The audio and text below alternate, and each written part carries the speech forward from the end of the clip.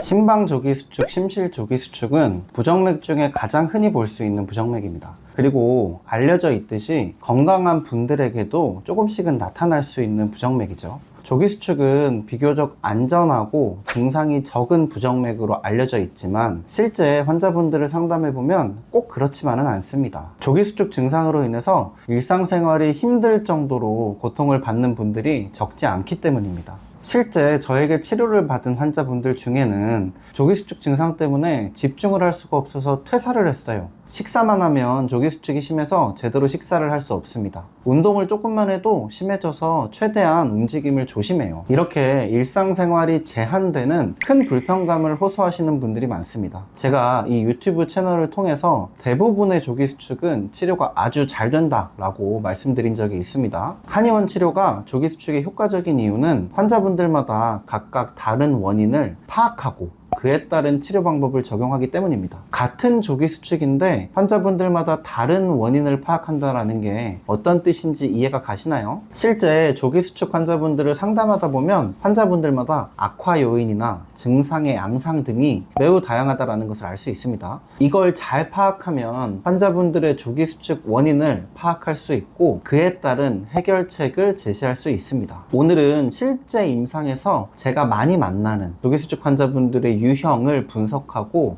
각각의 원인과 해결 방법에 대해 말씀드려 보려고 합니다. 아마 어디서도 못 들어보신 내용일 겁니다. 조기수축 환자분들이 본인의 병을 이해하시는데 큰 도움이 될 테니까 내용을 꼼꼼히 확인하면서 본인이 어떤 유형인지 체크해 보시기 바랍니다. 제가 실제 임상에서 가장 많이 만나는 조기수축의 유형은 크게 4가지로 나눌 수 있습니다. 각각에 대해 원인이 무엇인지, 어떤 증상이 주로 나타나는지를 설명드리고 치료 방법까지 말씀드리겠습니다.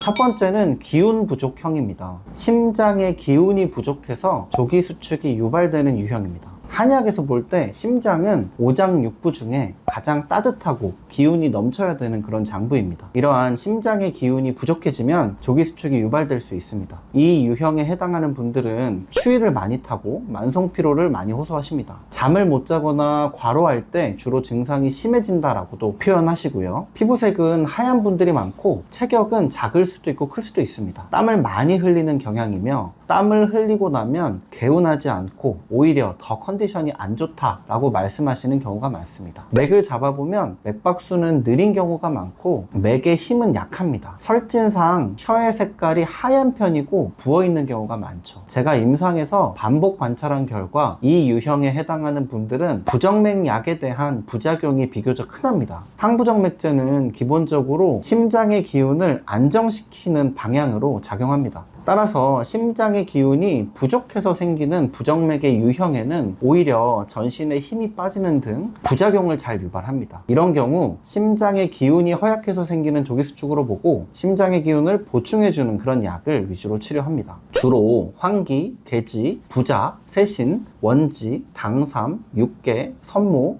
음양곽 등등이 주된 약재로 쓰입니다. 두 번째는 혈액 부족형입니다. 혈액이 부족해서 심장이 혈액의 영향을 받지 못해도 조기수축 부정맥이 잘 생깁니다. 한의학적으로 혈액, 음액은 물에 해당하는 기운입니다. 물이 부족하면 불이 상대적으로 뜨게 됩니다. 이를 한의학에서는 허혈이라고 표현합니다. 따라서 이 유형의 분들은 혈액 부족 양상과 함께 허혈 양상을 동반하는 경우가 많습니다. 허혈은 언뜻 보면 열증으로 보입니다. 얼굴이 잘 붉어지고 심장박동이 빨라지며 잘 놀라고 불안함을 느낍니다. 혈액을 더 소모하는 생리주기라든지 갱년기 시기에 증상이 더욱 심해지곤 합니다. 원장님, 저는 생리주기 때 조기수축 증상이 심해져요. 저는 갱년기 이후로 조기수축 증상이 심해졌습니다. 이렇게 표현하시는 경우는 대부분 이 유형에 속하는 경우가 많습니다. 치료 방법은 심장의 혈액을 보충하고 허혈을 잡아주는 약을 위주로 써야 합니다. 오미자, 맥문동, 백자인, 약효 등 합한피, 백합, 지황, 당귀, 작약, 팔년초 여정자 이런 약재들을 적절히 써야 합니다. 흔히 공황장애, 불안장애와 부정맥이 혼동되는 경우가 종종 있습니다. 어떤 경우는 불안장애와 부정맥을 동시에 진단받는 경우도 있죠. 특히 이 유형의 분들은 본인이 정신과적인 질환인지 부정맥인지 잘 혼동을 하시곤 합니다. 바로 스트레스형입니다. 한의학에서 볼 때 스트레스는 심장의 기운을 뭉치게 만듭니다. 그리고 심장에 열이 쌓이게 만들죠. 심장에 쌓인 열은 심장을 요동치게 만들고 그로 인해서 부정맥이 유발될 수 있습니다. 명확하게 스트레스로 인해 부정맥 증상이 심해지는 경우는 대부분 이 유형에 해당합니다. 맥을 잡아보면 맥이 긴장되어 있고 설진상에 혀끝이 붉어져 있는 경우에 심장에 화가 쌓인 전형적인 양상입니다. 이런 경우에 심장의 화를 제거하고 심장에 뭉친 기운을 풀어주는 그런 방법이 부정맥의 치료 방법이 됩니다. 심장의 기운을 흩고 열을 제거하는 시호, 천련자, 향부자, 울금, 황금, 황련, 고삼 등의 약들을 위주로 치료해야 합니다. 마지막으로 소화불량형입니다. 의외로 흔히 만날 수 있는 유형입니다.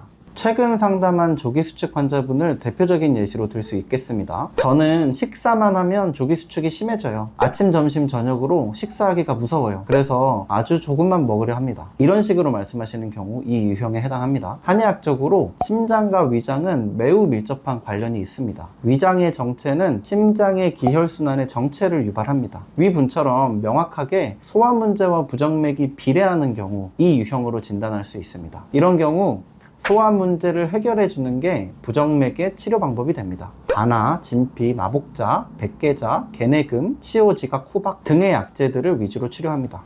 임상에서 가장 흔한 조기수축의 4가지 유형에 대해서 설명드려 보았습니다. 한의원 치료에서는 이처럼 다른 유형의 부정맥에 각각 다른 치료 방법을 써서 치료합니다. 치료 방법이 각각 다르다는 것은 진단이나 치료에 좀 더 번거로울 수는 있지만 당연하게도 치료 효과에는 좋은 영향을 미칩니다. 따라서 진단만 정확하다면 조기수축의 한약 치료는 매우 탁월한 효과를 보입니다. 오늘 내용은 여기까지입니다. 본인이 어떤 유형에 해당하는지 좀 감이 오시나요? 혹시나 이 4가지 중에 본인과 딱 맞는 유형이 없다고 한다면 제가 소개해드리지 못한 비교적 적은 원인일 수 있습니다. 이런 경우에는 한의사와 상담을 통해서 병의 원인을 파악하시길 추천드립니다. 오늘 영상을 보시고 궁금한 내용이 있으신 분들은 댓글로 남겨주시면 제가 틈이 나는 대로 답변 드리도록 하겠습니다. 시청해주셔서 감사합니다.